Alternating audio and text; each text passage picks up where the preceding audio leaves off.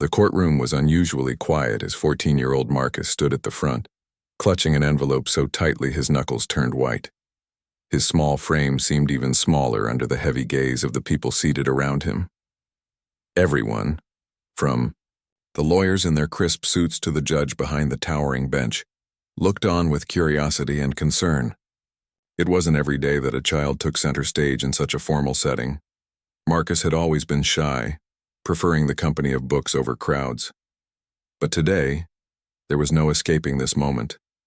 He felt like all eyes were piercing through him, trying to uncover the secrets hidden beneath his calm exterior. His heart pounded loudly in his chest, each beat echoing in his ears like thunder. He swallowed hard, trying to steady himself, but failing miserably. The letter in his hand felt heavier than it should have. It wasn't just paper, it carried something far more significant, an unspoken truth he had kept buried for years. His mother sat in the front row, her face pale and her lips pressed into a thin line. She reached out slightly toward him, as if wanting to offer comfort, but stopped herself. This was Marcus's battle now, one he had chosen to fight alone. Judge Thompson cleared her throat softly, breaking the tense silence. Her voice was gentle yet firm when she spoke. "Marcus," she said, leaning forward slightly, "you've requested permission to speak here today. Is that correct?" Marcus nodded slowly, too nervous to trust his own voice. Taking a shaky breath, he managed a weak, "Yes, ma'am." "Very well," Judge Thompson replied. "When you're ready, please proceed." For a moment, Marcus hesitated. He glanced down at the envelope again, feeling its weight grow heavier still. What if they didn't believe him? What if they thought less of him after hearing what he had written inside? Doubts swirled in his mind like storm clouds, threatening to pull him under. But then he remembered why he was doing this. To tell the truth, no matter how painful it might be. With trembling hands, Marcus stepped closer to the judge's bench. Every step felt like walking through quicksand, slow and exhausting. When he finally reached the podium, he paused, gripping the dough, edged tightly for support. His dark brown eyes scanned the room once more before landing on Judge Thompson's patient face. She gave him a small nod of encouragement, silently urging him to continue. Taking another deep breath, Marcus opened the envelope. Inside was a single sheet of lined paper folded neatly in half. As he unfolded it, the creases crackled softly, drawing everyone's attention. For a brief second, time seemed to freeze. All that could be heard was the faint hum of the air conditioner above and the occasional shuffle of papers from the gallery. Then, Marcus began reading aloud. His voice started off barely above a whisper, almost drowned out by the tension hanging thick in the air. But as he read, his words grew stronger, clearer, carrying with them an emotion so raw it made some people shift uncomfortably in their seats. What came next would change everything, not just for Marcus, but for everyone who listened. As Marcus began reading, his voice trembled like a leaf caught in a storm. At first, the words were hesitant, almost swallowed by the silence of the courtroom. But as he continued, they grew louder and clearer, painting a picture that made every listener lean forward in their seats. "Dear Judge Thompson," Marcus read, his fingers gripping the edges of the paper tightly. "I am writing this letter because I don't know how else to say what needs to be said. Sometimes when things hurt too much, it's easier to write them down than to speak them out loud." The room seemed to hold its breath.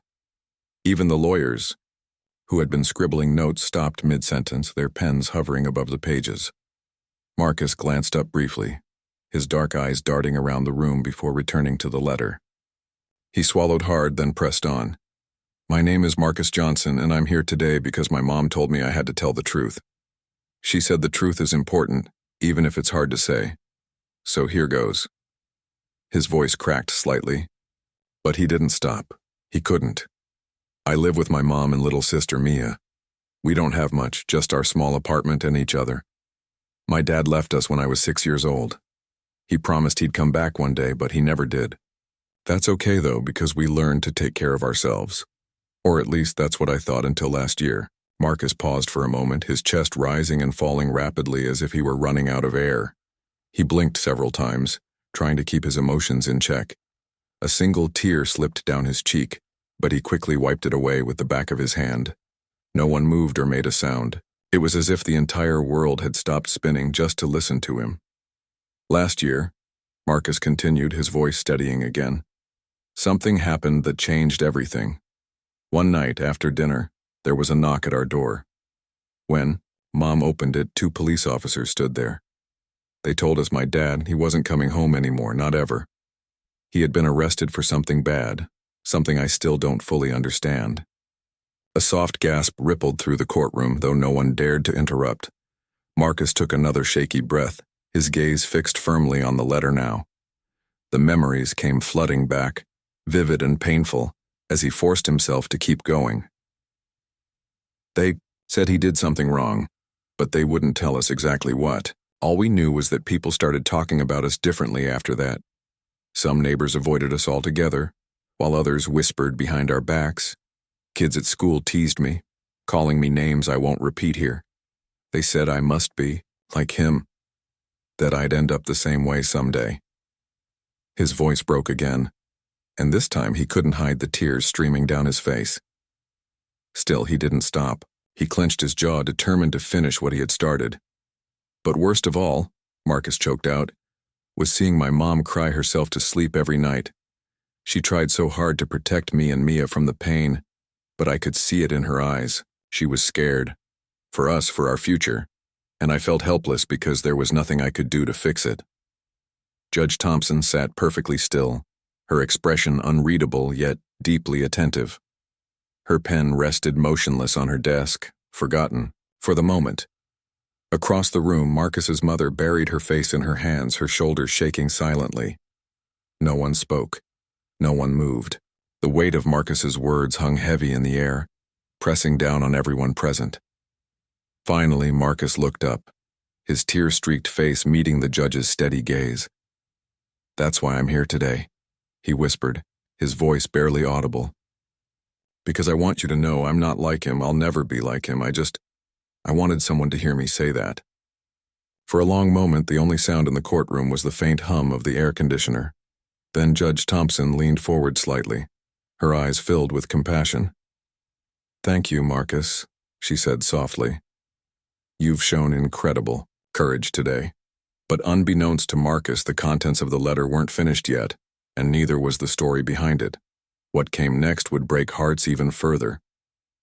As Marcus stood trembling in the courtroom, the weight of his words lingered like a storm cloud over everyone present. Judge Thompson studied him carefully, her expression soft but probing, as if trying to understand the depth of the pain behind his young eyes. The silence stretched on for what felt like an eternity before she spoke again. "Marcus," she said, gently, "is there anything else you'd like to share? Anything at all?" Marcus hesitated, glancing down at the letter still clutched in his hands. His knuckles were white from gripping it so tightly, and his heart raced as he debated whether or not to continue. He had already revealed so much, things he hadn't even told his closest friends, but there was more. So much more. And deep down, he knew he couldn't stop now. Taking another shaky breath, Marcus nodded. "Yes, ma'am," he whispered, his voice barely audible. Then, clearing his throat, he began reading once more. "There's something else I need to say. About my dad." His voice cracked again, but this time he didn't pause. "Even though he left us, I used to think about him all the time. I wondered why he wasn't around, why he didn't call or visit. I made excuses for him in my head. He was busy. He loved us but didn't know how to show it, stuff like that. But then, after the police came to our door, everything changed." Marcus paused, swallowing hard as memories flooded back. He remembered the nights he spent lying awake, staring at the ceiling, wondering what kind of man his father really was. Had he ever cared about them? Or had their family just been a burden to him? "I started asking questions," Marcus continued, his voice growing stronger despite the tears streaming down his face. "I wanted to know what happened, to understand why he did what he did. But no one would tell me anything. Not even Mom. She said it wasn't something I needed to worry about, that I should focus on school and being a good brother to Mia. But how could I do that when every day felt like I was carrying this huge secret inside me? He looked up briefly, meeting his mother's tear-filled eyes across the room. She gave him a small, encouraging nod, urging him to keep going. It was clear she hadn't known he carried such guilt and confusion with him all these months. So, I decided to find out myself, Marcus admitted, his voice dropping lower. I went online and searched for news articles about him. At first, I didn't know what to look for. I didn't even know his full name. But eventually, I found something I wish I hadn't. The courtroom seemed to grow colder, the air thick with anticipation. Every person leaned forward slightly, hanging on to Marcus's every word. Even the bailiff, who had remained stoic throughout the proceedings, shifted uncomfortably in his seat. What I found? Marcus trailed off, his voice trembling again. He took a moment to steady himself, clutching the letter like a lifeline. What I found was worse than anything I imagined. My dad, he wasn't just arrested for doing something bad. He hurt someone, a lot of people actually. People who trusted him, who thought he cared about them. And the worst part is, they said he didn't feel sorry for what he did. Not even a little bit. A collective gasp rippled through the room, followed by stunned silence. Marcus's mother let out a quiet sob, covering her mouth with her hand. She had known her ex-husband was troubled, but hearing the details laid bare in front of strangers and her own son was almost too much to bear. But here's the thing, Marcus said, his voice rising slightly. I'm not him. I don't want to be anything like him. I hate what he did. I hate that he made people suffer, and I hate that he made me question who I am. Because I'm not him. His last sentence echoed through the courtroom, raw and powerful. For a moment, no one moved, no one breathed. All eyes were on Marcus, whose chest heaved with emotion as he struggled to compose himself. Tears streamed freely down his face, but his jaw was set with determination. Judge Thompson leaned back in her chair, her brow furrowed in thought. She could see the sincerity in Marcus's eyes, the desperate need to prove that he was different, that he deserved a chance to rewrite his story. But she also knew there was more to uncover. This boy had carried a heavy burden for far too long, and she suspected the letter wasn't finished yet. Thank you, Marcus, she said softly, breaking the silence. You've shown incredible strength today. Please continue when you're ready. Marcus nodded, wiping his face with the sleeve of his shirt. As he glanced down at the final lines of the letter, his stomach churned. What came next would test him more than anything he'd faced so far, but he had come this far. He couldn't turn back now. Marcus stood frozen for a moment, his hands trembling as he stared at the final lines of the letter. He knew what came next would be the hardest part to share, not just because it was painful, but because it exposed a side of him he had kept hidden from everyone, even himself. His heart pounded in his chest like a drum, and his breath came in shallow gasps. Yet, despite the fear gripping him, Marcus felt something else too. Resolve. This was his chance to tell the truth, no matter how difficult. Taking another deep breath, Marcus forced himself to continue reading. There's one more thing I need to say, he began, his voice shaky but determined. It's about me, about what I've been feeling ever since I found out about my dad. He paused, glancing around the courtroom. Every face was fixed on him, some sympathetic, others curious, all waiting to hear what he had to say next. Even Judge Thompson leaned forward slightly, her pen poised over her notepad as if ready to capture every word. I've spent so much time wondering if I'm like him, Marcus admitted, his voice barely above a whisper. I've looked at myself in the mirror and asked, am I going to turn out like him? Will I hurt people too? It's like there's this shadow following me everywhere I go, a shadow of who he is. And no matter how hard I try, I can't shake it off. His words hung heavy in the air, resonating with everyone in the room. Some nodded subtly, understanding the weight of such fears. Others exchanged glances, their expressions filled with empathy for the boy standing before them. But then, Marcus continued, his voice growing stronger, something changed. One day I realized I wasn't alone. My mom, She works 2 jobs just to keep food on the table and make sure Mia and I have everything we need. She never complains, even when she's tired or stressed. And Mia, she's only 8, but she's the bravest person I know. She believes in me, even when I don't believe in myself. A small smile flickered across Marcus's face as he spoke about his family, though it quickly faded as he returned to the letter. They remind me that I'm not my dad, that I choose who I want to be. But sometimes it's still hard to believe. Sometimes I feel like no matter what I do, people will always see me through the lens of what he did. The courtroom grew quieter, if that was even possible. The tension was palpable, thick enough to cut with a knife. Marcus's mother dabbed at her eyes with a tissue, her shoulders shaking silently.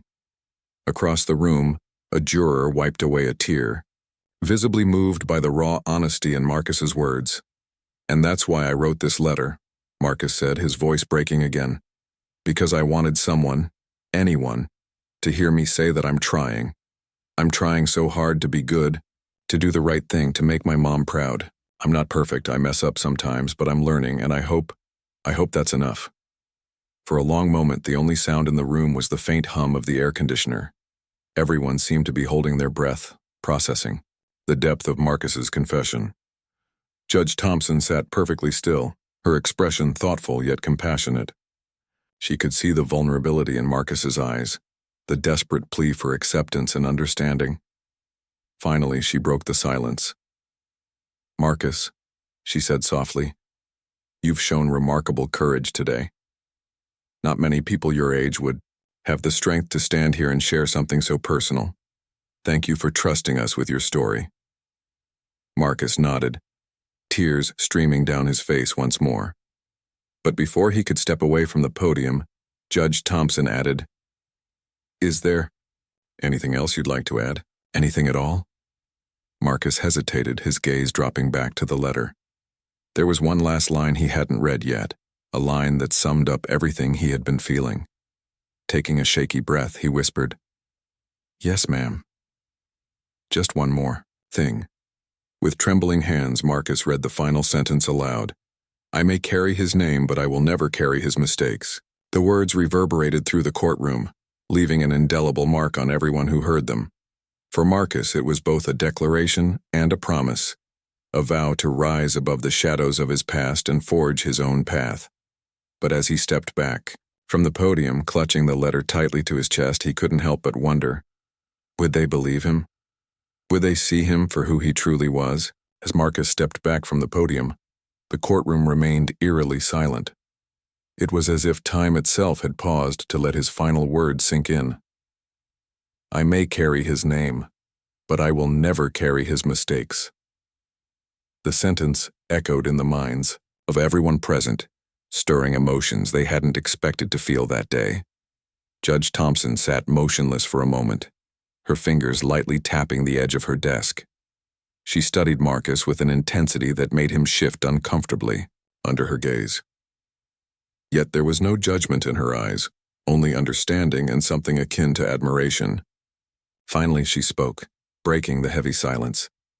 "Marcus," she began, her voice soft yet firm, "do you know why we're here today?" Marcus blinked, caught off guard by the question. He glanced at his mother, who gave him another encouraging nod, then turned back to the judge. To decide if I can stay with my mom?" he guessed hesitantly. The judge shook her head gently. "Not exactly. We're here because someone believed in you enough to give you a chance to speak. Someone thought your voice mattered, that you matter." Marcus's breath hitched.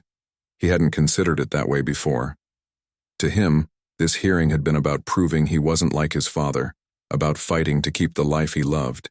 But now, hearing Judge Thompson's words, he realized it was more than that.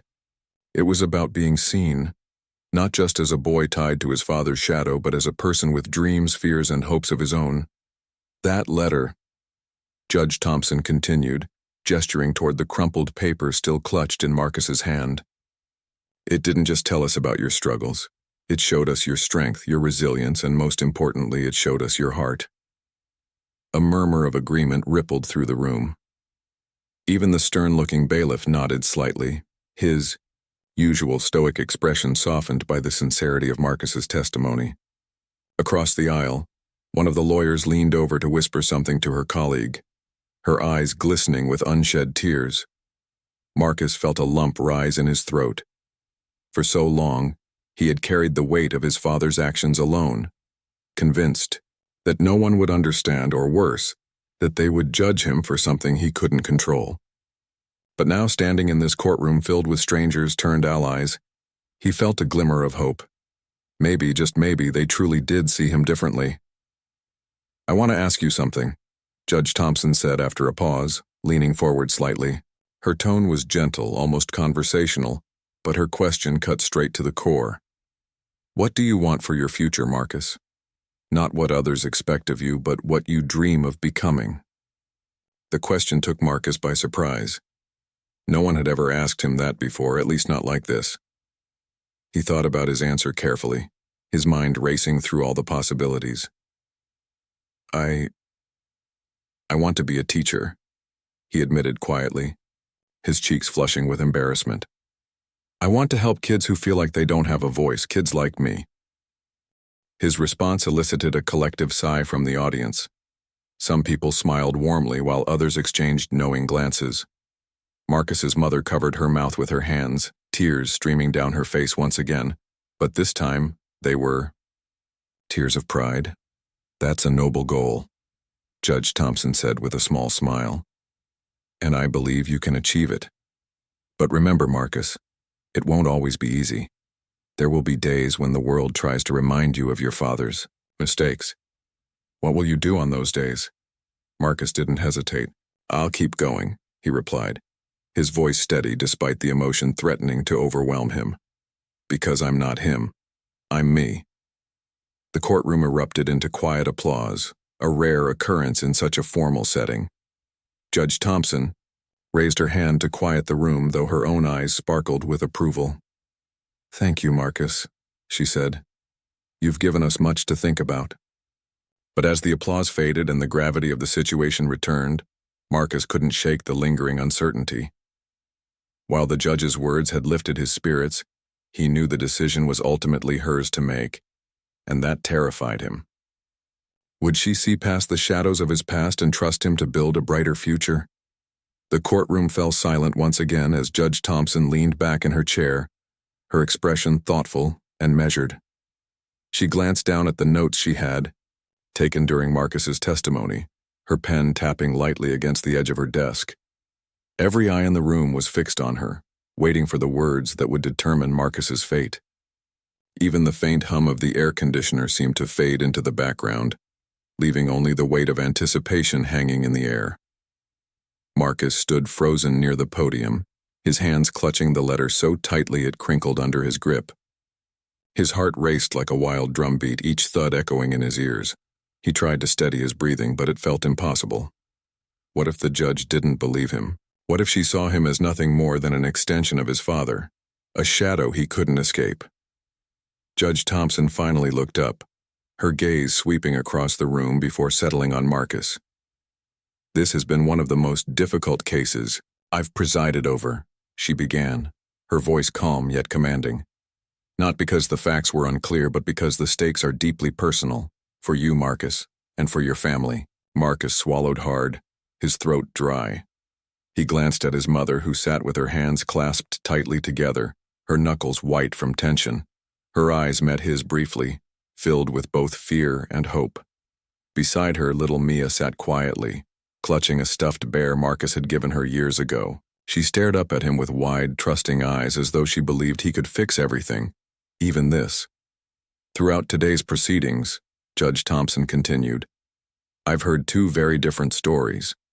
One is about a boy burdened by circumstances beyond his control, a boy whose life has been shaped by choices made by someone else. The other is about a young man determined to rise above those circumstances, to carve out a future defined not by guilt or shame, but by courage and resilience." Her words hung in the air, resonating with everyone present. Marcus felt tears prick at the corners of his eyes, but he blinked them away quickly. He wanted to remember every word she said, to hold onto them like lifelines. I've seen many children in similar situations, Judge Thompson went on, her tone softening slightly. Some allow their pasts to define them, while others refuse to let it break them. Marcus, you have shown me today that you belong to the latter group. You've faced challenges no child should ever have to endure, yet you've chosen to stand tall, to speak your truth, and to fight for the life you deserve. A collective murmur of agreement rippled through the courtroom. Some people nodded, while others wiped away tears. Marcus's mother pressed a hand to her chest, overwhelmed by the judge's words. Even the bailiff, who rarely showed emotion, looked visibly moved. But this decision isn't just about what I see in you today, Judge Thompson added, her voice growing firmer. It's also about what I believe you're capable of achieving tomorrow and the days after that. So, after careful consideration, she paused, taking a deep breath. The silence became almost unbearable, stretching endlessly as Marcus held his own breath, bracing himself for what came next. I rule in favor of allowing Marcus to remain in his mother's care, Judge Thompson declared, her voice ringing clearly through the room. Furthermore, I recommend additional support services for Marcus and his family to ensure they have the resources needed to thrive moving forward. For a moment, the courtroom was utterly still. Then, slowly, applause began to build. First, hesitant, then growing louder and more heartfelt. People rose to their feet, clapping and smiling, their faces reflecting the joy and relief that filled the space. Marcus's mother burst into tears, covering her face with her hands as she sobbed. Openly, little Mia jumped up, cheering loudly, "Yay, Marcus!" But Marcus himself simply stood there, stunned. His legs felt weak, and his vision blurred with tears he could no longer hold back. He had fought so hard for this moment, dreamed of it, for so long, and now that it was here, it felt surreal. As the applause died down, Judge Thompson addressed Marcus directly. "Remember this day, Marcus," she said warmly, "not because of my ruling, but because of the strength you showed in sharing your story. Keep fighting, keep dreaming, and never stop believing in yourself. The world needs more people like you." Part 7. A New Beginning. The courtroom buzzed with quiet excitement as the weight of Judge Thompson's decision settled over everyone. Marcus stood rooted to the spot, his legs trembling slightly beneath him. The applause had faded, but the warmth of it lingered in the air, wrapping around him like a comforting embrace. For the first time in what felt like forever, he allowed himself to exhale. A long, shaky breath that carried with it months of fear, doubt, and uncertainty. His mother rushed forward, pulling him into a tight hug. Her tears soaked into his shirt, but Marcus didn't mind. He wrapped his arms around her, holding on as if afraid she might disappear. "You did it, baby," she whispered, her voice thick with emotion. "I'm so proud of you." Little Mia joined them moments later, throwing her arms around both of them. "We're staying together," she exclaimed, her high-pitched voice filled with pure joy. Marcus chuckled softly, ruffling her hair as he fought back another wave of tears. In that moment, surrounded by his family, he felt something he hadn't felt in a long time. Peace. Judge Thompson watched the scene from her bench, a small smile playing at the corners of her lips. She gathered her papers, preparing to leave the courtroom, but not before addressing Marcus one last time. "Take care of yourself, young man," she said warmly. "And remember, your story doesn't end here. It's only just beginning." Her words stayed with Marcus as they exited the courthouse, stepping out into the bright afternoon sunlight. The world outside seemed different somehow. Brighter, lighter, full of possibilities he hadn't dared to imagine before.